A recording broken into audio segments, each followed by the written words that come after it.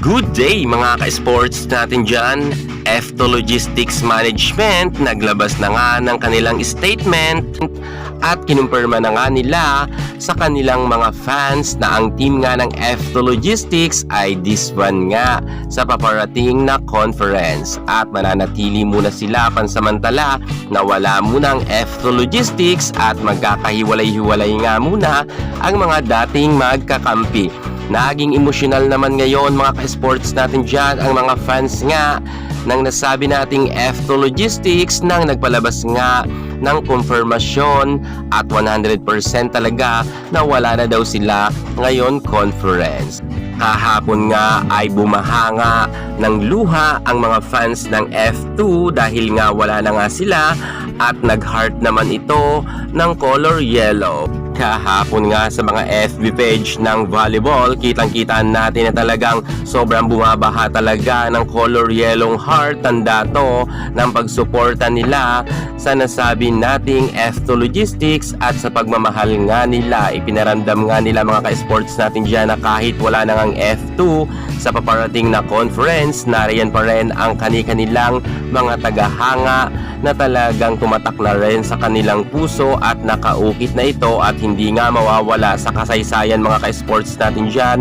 Ang nasabi nating F2 Logistics ay isa nga sa mga reyna pagdating sa PSL at dito naman sa PBL ay nagkaroon naman sila ng bronze medal. Pero ngayon mga ka-sports natin dyan ay talagang bumitaw na nga ang nasabi nating management nga ng F2 at sinabi nga nila na kaya sila magkakawatak-watak at hindi nga muna makikita sa mga susunod na conference sapagkat nga sobrang dami daw ng nagiging injury ng kanilang mga players. So mga ka-sports natin dyan dahil nga injured nga ang ibang mga players dito ay hindi talaga sila makakapag-podium finish at mahihirapan sila dahil nga sa bubagsak na nga ang kanilang standing pagdating sa PVL.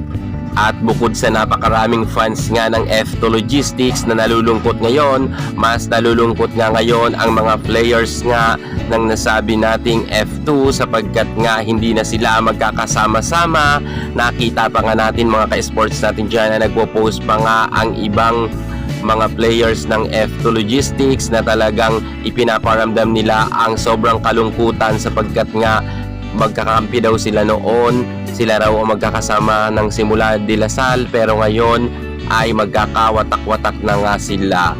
Noon pa nga mga ka-sports natin dyan, sinabi na natin sa ating mga vlog na talagang magkakawatak-watak na ang F2 Logistics at eto na nga, nangyari na nga ang rumor natin noon na kung saan kahapon nga ay pinatunayan na yan ng F2 Logistics Management na wala na nga talagang F2 sa next conference. Pero mga ka-sports natin dyan, meron naman mga sasalo na mga ibang team para nga sa mga mawawala ng trabaho bilang manlalarong atleta sa ating bansa.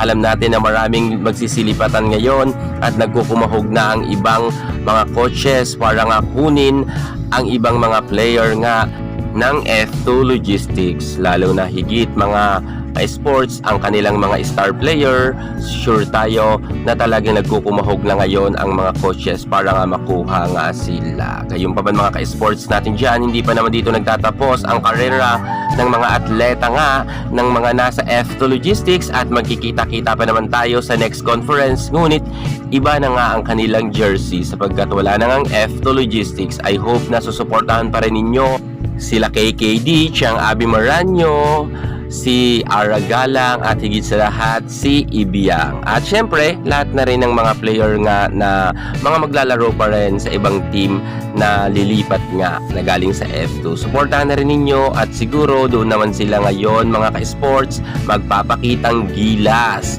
At tsak mga ka-sports natin dyan, malaking pasabog talaga to sa paparating na 2024 sapagkat nga mga ka-sports, sobrang lalakas na talaga ang ibang mga team sapagkat ang mga star player nga ng F2 ay nakuha nga nila. Sino-sino kaya ang team na aangat? Kaya na ba nilang tibagin ang Creamline Cool Smashers? Ano kaya sa tingin nyo mga ka-sports? At sinong team naman kaya ang tatalo sa Creamline Cool Smashers sa next conference? Kung sa tingin nyo mga ka-sports natin dyan ay kaya na talaga nilang talunin ang Creamline, mag-comment na kayo sa baba. At syempre mga ka-sports natin dyan, abangan nyo ang ating mga latest na pasabog sapagkat marami pa tayong mga issue at ang lipatan ngang issue ay hindi pa yan matatapos. Tsak magugulat kayo mga ka-sports natin dyan sa papasok nga sa Choco Mucho, PLDT, Petrogas Angels at higit sa lahat meron pang madadagdag sa Creamline. Abangan nyo ang ating ngang mga maiinit na balitang yan at para hindi kayo mahuli sa ating mga pasabog rin, mag-subscribe na kayo sa aking YouTube channel. Yan muna ang pinaka-latest natin sa mundo ng volleyball. Thank you so much. God bless!